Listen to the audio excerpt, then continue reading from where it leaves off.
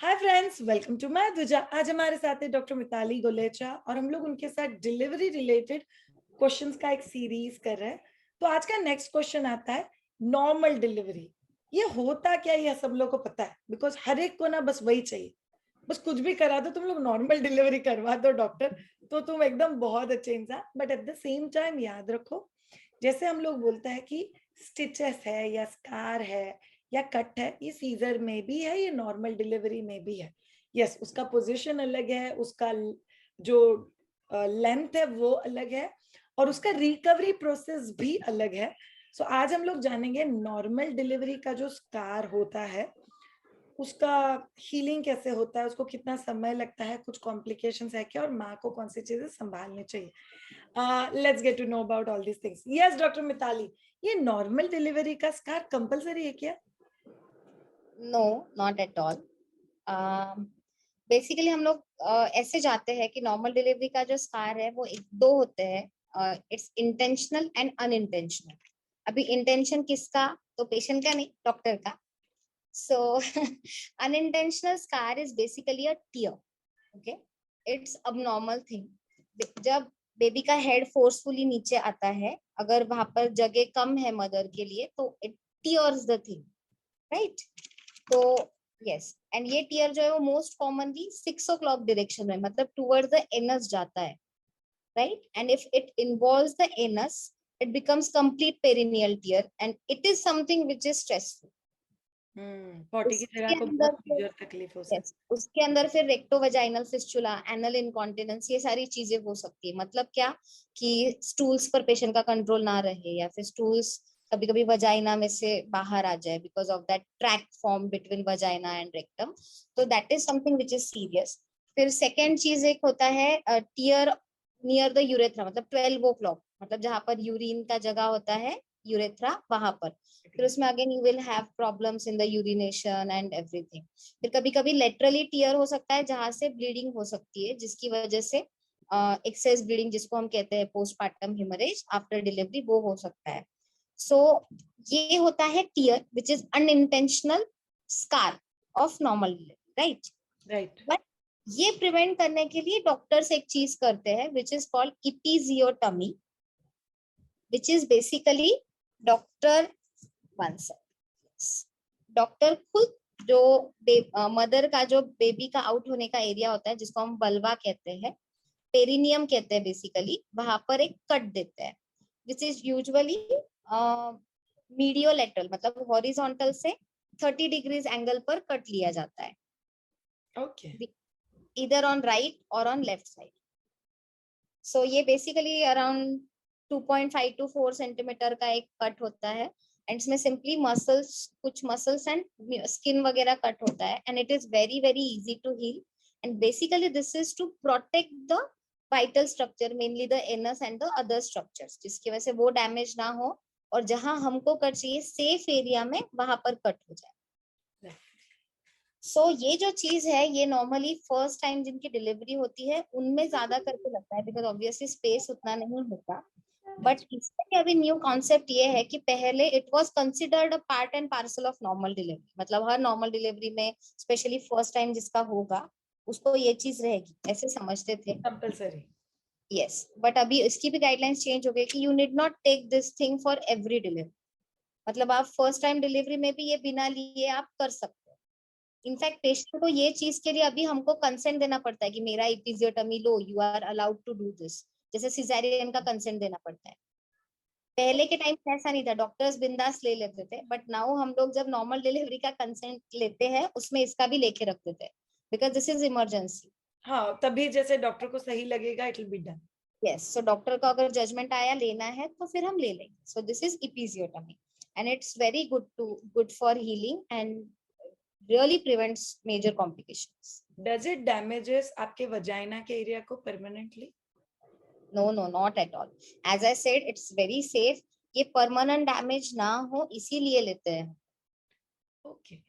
एक next question जो थोड़ा सा आउट ऑफ द बॉक्स है, मिताली, बट बहुत ज्यादा इंपॉर्टेंट।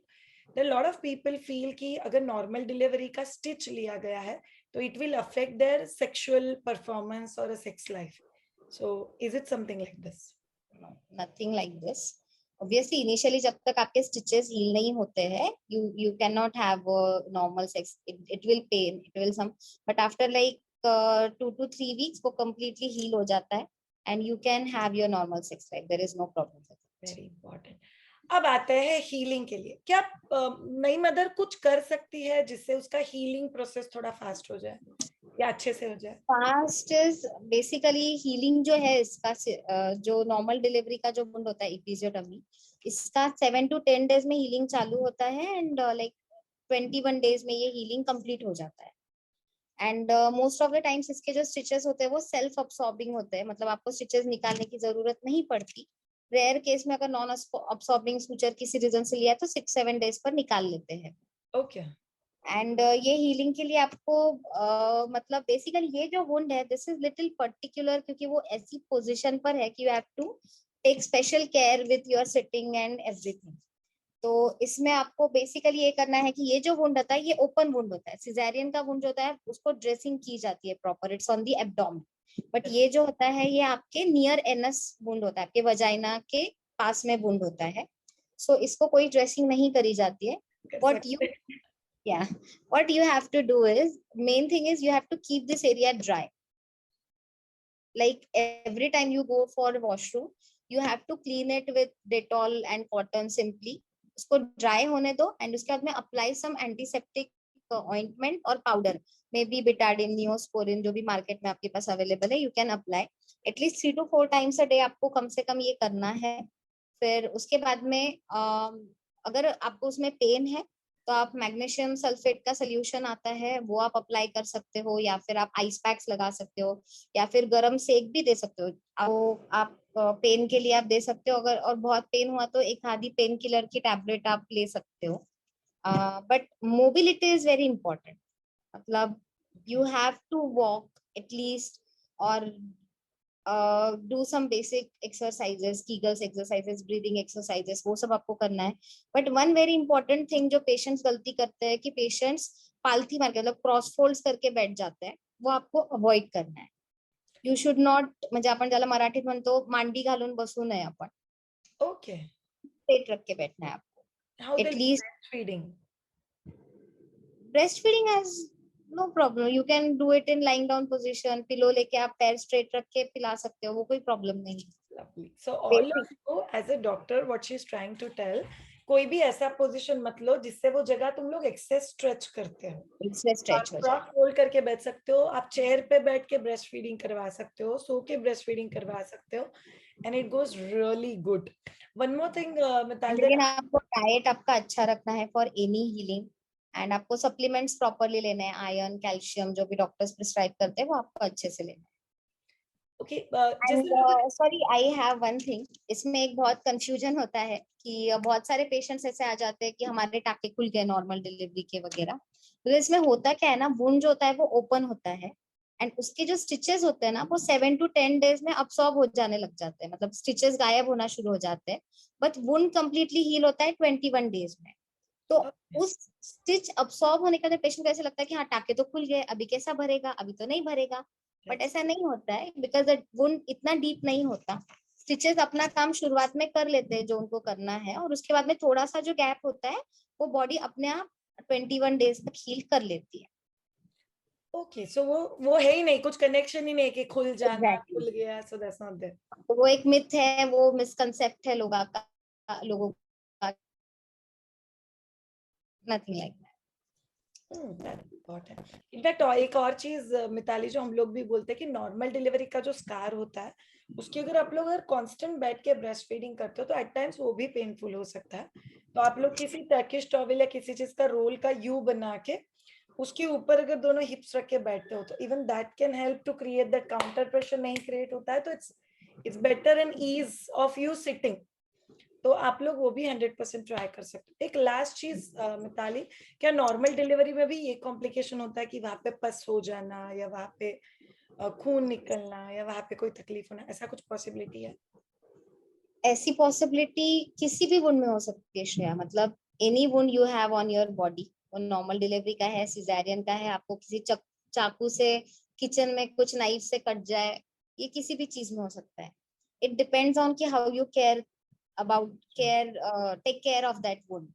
तो वैसे आपको नॉर्मल डिलीवरी के वुंड का केयर लेना है, आपको प्रॉपर एंटीबायोटिक्स लेने हैं, pain killer, anti inflammatory drugs लेने हैं, डाइट अच्छा रखना है, क्लीनलीनेस जैसे मैंने बोला कि वुंड को ड्राई, क्लीन एंड अनइंफेक्टेड रखना बहुत जरूरी है।